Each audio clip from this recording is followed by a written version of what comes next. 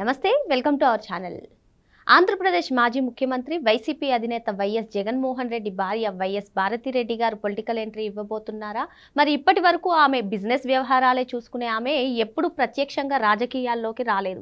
మరి ఇప్పుడు ఆమె సడన్ ఎంట్రీని ఏ విధంగా చూడాలి? పార్టీ అంతర్గత విషయాలపై ముఖ్య నేతలతో ఆమె చర్చించడాన్ని ఏ విధంగా చూడాలి? ఇటువంటి అంశాలన్నీ కూడా చర్చించడానికి మనతో పాటుగా ఉన్నారు ప్రముఖ ఆర్థిక, రాజకీయ, సామాజిక విశ్లేషకులు అప్పసాని రాజేష్ గారు. నమస్తే సార్. నమస్కారం. 2012లో జగన్మోహన్ రెడ్డి అరెస్ట్ అయినప్పుడు 2019 సార్వత్రిక ఎన్నికలప్పుడు మాత్రమే వైఎస్ భారతిరెడ్డి గారు బయటకు వచ్చారు సార్. మరి ఇప్పుడు సడన్ పొలిటికల్ ఎంట్రీ ఏ విధంగా చూడాలంటారు? పార్టీ ముఖ్య నేతలతో పార్టీ అంతర్గత వ్యవహారాలపై ఎవరు ఏం చేస్తున్నారు అని ఆరా తీయడాన్ని ఏ విధంగా చూడాలి? మొన్న చూసుకున్నట్లయితే లిక్కర్ స్కామ్లో మేడం కూడా ఉన్నారు అనే వార్తలు రావడం, ఈరోజు సడన్ ఎంట్రీ, మొత్తానికి ఏం జరగబోతుందంటారు? ఇప్పుడు వాస్తవంగా అధికార యావ, రాజకీయపరమైన హోదా వీటిని దక్కించుకోవటం కోసం ఎమోషన్స్, సెంటిమెంట్స్కి అతీతంగానే వ్యవహరిస్తారు అనడానికి చాలా సందర్భాల్లో చాలా దృష్టాంతాలు మన కళ్ళ ముందు ఉన్నాయి. అలాగే ఇవాళ భారతి గారు జగన్మోహన్ రెడ్డి గారి ఆబ్సెన్స్లో ప్రస్తుతం జగన్మోహన్ రెడ్డి గారే పార్టీ అధ్యక్షుడిగా ఉన్నారు. ప్రస్తుతం ఆయన శాసనసభ్యుడిగా ఉన్నారు. ఆయన ప్రధాన ప్రతిపక్ష నాయకుడు హోదా ఇవ్వమని చెప్పని డిమాండ్ చేస్తూ ఉన్నారు. రేపు హైకోర్టులో ఆయన ప్రధాన ప్రతిపక్ష నాయకుడు హోదా ఇవ్వమని దాఖలు చేసిన కేసులో ఏ విధంగా తీర్పు వస్తుందో అంటే ఇంకా నిర్ధారణ కాల. కానీ ఈలోగానే భారతి గారు జగన్మోహన్ రెడ్డి గారితో పాటు సైమల్టేనియస్గా ఆమె కూడా నాయకులతో చర్చలు జరుపుతూ ఉన్నారు. ఇప్పటి వరకు జగన్మోహన్ రెడ్డి గారి వెనక ఉండి ఆయనకు సంబంధించిన వ్యాపారాలు, పరిశ్రమల నిర్వహణను చూసుకుంటూ వస్తున్న భారతి గారు ఇప్పుడు ఆల్ ఆఫ్ సడన్ రాజకీయ పరంగా కూడా ఆయనకు సంబంధించిన పార్టీ వ్యవహారాల్లో ఆవిడ కూడా ఇన్వాల్వ్ అవుతూ ఉన్నారు. నాయకులతో సమాలోచనలు జరుపుతూ ఉన్నారు. ఫోన్లు చేసి ప్రస్తుత సమకాలీన రాజకీయాల గురించి చర్చిస్తూ ఉన్నారు అని చెప్పని వార్తలు రావటం పట్ల నాకైతే పెద్ద ఆశ్చర్యం అనిపించలే. ఎందుకంటే ఇక్కడ గమనించుకోవాల్సింది, ఒక పక్క మద్యం కుంభకోణం కేసు విచారణ జరుగుతూ ఉంది. చాలామంది వైసీపీ కీలక నాయకులు, జగన్మోహన్ రెడ్డి గారి సన్నిహితులు విచారణను ఎదుర్కొంటూ ఉన్నారు. చాలామంది అరెస్టులు అయ్యి జైళ్లలో ఉన్నారు. కొందరు బెయిల్ మీద బయటకు వచ్చున్నారు. నేడో రేపు జగన్మోహన్ రెడ్డి గారి తలుపు కూడా తట్టడం ఖాయమని చెప్పని స్పెక్యులేట్ అవుతూ ఉంటున్నాయి. అంతిమ దోపిడీదారుడు ఎవరు అని చెప్పని చర్చ జరుగుతూ ఉంది. అంతిమ దోపిడీదారుని నిర్ధారించే సాక్ష్యాధారాలు ఇప్పటికే సిట్టు సేకరించగలిగింది. ఎన్ఫోర్స్మెంట్ డైరెక్టరేట్ రీసెంట్గా జరిపిన దాడుల్లో కూడా జగన్మోహన్ రెడ్డి గారి కుటుంబ సభ్యులు లైక్ వైఎస్ అనిల్ రెడ్డి గారు వంటి వాళ్ళకి సంబంధించిన కార్యాలయాల మీద కూడా జరిపిన దాడులు, అతని పిఏ దేవరాజన్ని సిట్టు విచారణ చేసి సేకరించిన వాంగ్మూలాలు, వీటన్నిటి నేపథ్యంలో జగన్మోహన్ రెడ్డి గారి ప్రమేయం స్పష్టంగా నిర్ధారణ చేసే సాక్ష్యాధారాలు ఇప్పటికే లభ్యమైనట్టుగా వార్తలు వింటూ ఉన్నాం. ఇటువంటి పరిస్థితుల్లో నేడో రేపో జగన్మోహన్ రెడ్డి గారి అరెస్టు కూడా తథ్యం అని చెప్పని స్పెక్యులేట్ అవుతూ ఉన్న సందర్భంలో ఆల్ ఆఫ్ సడన్ ఇప్పుడు భారతి గారు ఆమె రంగప్రవేశం చేసి పార్టీ శ్రేణులతోటి ఆమె సమాలోచనలు జరుపుతున్నారు అని అంటే ఏ విధమైన సంకేతం ఇస్తూ ఉన్నారు? శ్రేణులు మా జగన్మోహన్ రెడ్డి గారిని ఎవరేం టచ్ చేయలేరు, ఆఖరికి ఎన్డీఏ కూటమి శ్రేణుల్లో కూడా జగన్మోహన్ రెడ్డి గారి వరకు కేసు వెళ్ళదు, ఆల్రెడీ కేసులో కాంప్రమైజ్ అయిపోయారని చెప్పని కూడా రకరకాలుగా సోషల్ మీడియాలో చర్చలు జరుగుతూ ఉన్నాయి. కానీ సిట్టు కదలికలు చూసినా, ఎన్ఫోర్స్మెంట్ డైరెక్టరేటు వాళ్ళ మూమెంట్స్ చూసినా కూడా కేసు విచారణ చాలా సీరియస్గా జరుగుతున్నట్టుగా నిర్ధారణ అవుతూనే ఉంది. ఇటువంటి పరిస్థితుల్లో భారతి గారి సడన్ ఎంట్రీ, జగన్మోహన్ రెడ్డి గారు అరెస్టు కావటం తథ్యం, ఇన్విటబుల్, ఆయన అరెస్ట్ కాకుండా ఎవరో కాపాడలేరు అని చెప్పని ఒక సంకేతం ఇచ్చేసినట్టు కావట్లేదా? మనకి ఒక సామెత చెప్తారు కదా, తొందరపడి కోయిల ముందే కూసిందని చెప్పని.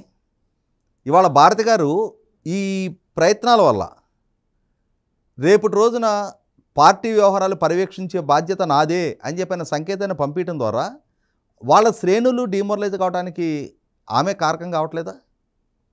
రేపు ఎండ్ ఆఫ్ ది డే ఆయన అరెస్టు జరిగితే ఆ రోజు పార్టీలో ప్రత్యామ్నాయం గురించి తప్పక ఆలోచించుకోవాల్సి వస్తుంది. ఎందుకంటే గతంలో జగన్మోహన్ రెడ్డి గారు వాళ్ళ నాయన ముఖ్యమంత్రిగా ఉన్న రోజుల్లో వాళ్ళ నాయన అధికారాన్ని అడ్డం పెట్టుకొని అక్రమంగా ఆస్తులు పోగు చేసుకున్నారన్న కేసులు అరెస్ట్ అయినప్పుడు ఆ రోజు పార్టీ సారథ్య బాధ్యతలు ఆయన తల్లి చెల్లి వాళ్ళు సమన్వయం చేసుకుంటా వాళ్ళ బాధ్యతలు స్వీకరించారు, దాన్ని సక్సెస్ఫుల్గా నిర్వహించారు. ఆయన కన్నా ఎక్కువగా షర్మిల గారు అయితే ఒక ఆడపిల్ల 3,800 కిలోమీటర్ల పాదయాత్ర ద్వారా ఆ పార్టీకి జవసత్వాలు అద్దింది.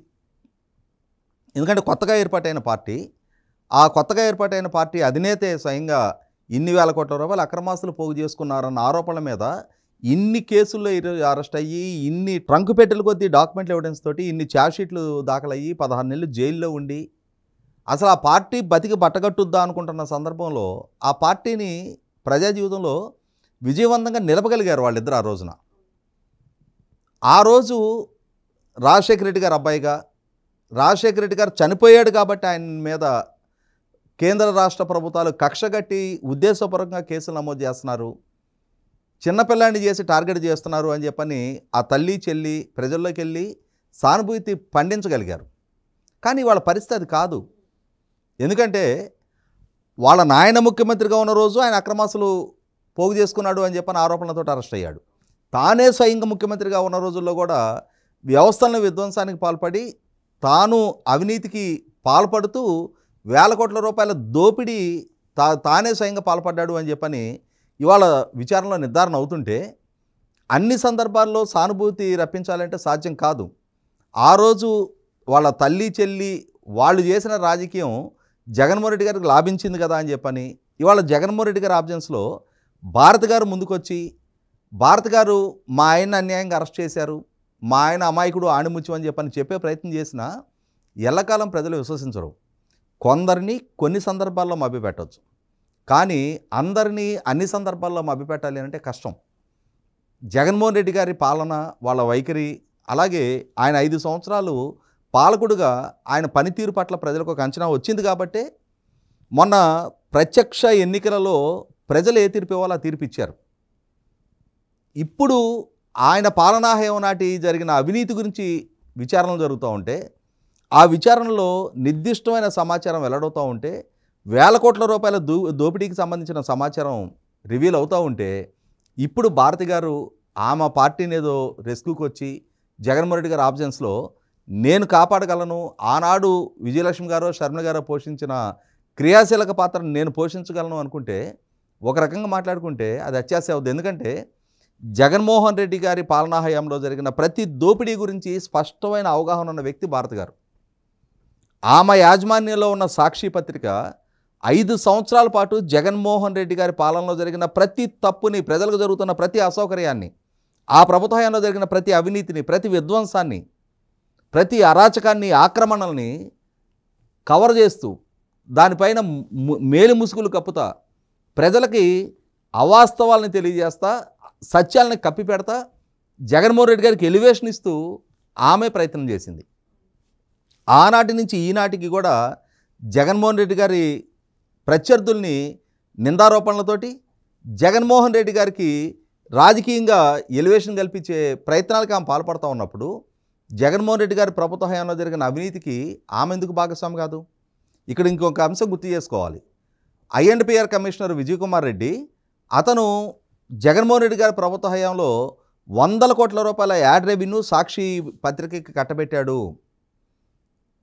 అంటే బియాండ్ ది రూల్స్ని అతిక్రమించి మరి అతను 100 కోట్ల రూపాయల దోపిడీకి సహకరించాడు అని చెప్పని అతని మీద విచారణ జరుగుతూ ఉంది. ఒక అధికారిగా 100 కోట్ల రూపాయలు కట్టబెడితే ముఖ్యమంత్రిగా జగన్మోహన్ రెడ్డి గారికి అంతిమ రిసీవింగ్ ఎండ్లో భారతి గారు ఉన్నారు. ఆ 100 కోట్లు దక్కించుకుంది భారతి గారు. తన భర్త ముఖ్యమంత్రిగా ఉండగా ప్రభుత్వ విభాగం నుంచి 100 కోట్ల రూపాయలు లబ్ధి చేకూర్చుకుంది ఆమె. మరి ఆమె ఎట్లా కేసు నుంచి తప్పించుకోగలుగుద్ది? కాబట్టి జగన్మోహన్ రెడ్డి గారితో పాటు రాముల వారి వెనక సీతాదేవి వనయాత్రకు వెళ్ళినట్టుగా జగన్మోహన్ రెడ్డి గారి వెనక భారతి గారికి కూడా పారదర్శకంగా విచారణలు జరిగితే ఆమెకి కూడా జైలు ప్రాప్తిరస్తు అనేది వాస్తవం. ఆమె ప్రమేయం లేకుండా ఏ దోపిడీ జరగలా. వివేకానంద రెడ్డి గారి హత్య కేసు నుంచి ఈరోజు దాకా చాలా ఆరోపణలు ఆమె చుట్టూనే ముసురుకుంటూ ఉన్నప్పుడు ఈరోజు ఆమె ఈ పార్టీకి అదనపు లైబిలిటీయే తప్ప అదనపు ఎసెట్ కాదనేది వాస్తవం.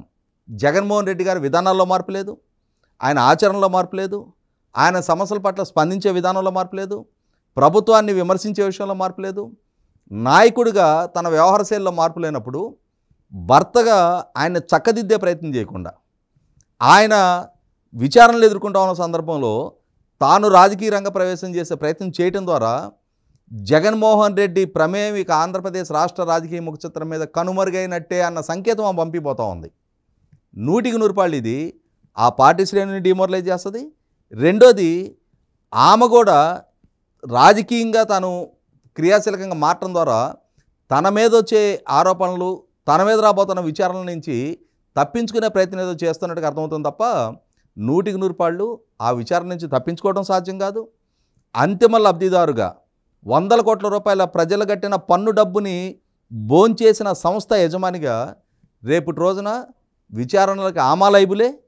ఆమె కూడా ఖచ్చితంగా నేను ఇందాక చెప్పినట్టుగా జగన్మోహన్ రెడ్డి గారి వెనక అడుగులేసుకుంటూ ఆమె కూడా జైలుకి వెళ్ళాల్సిన సందర్భం వస్తుంది. మరో అంశంతో మళ్ళీ కలుద్దాం. Thank you sir.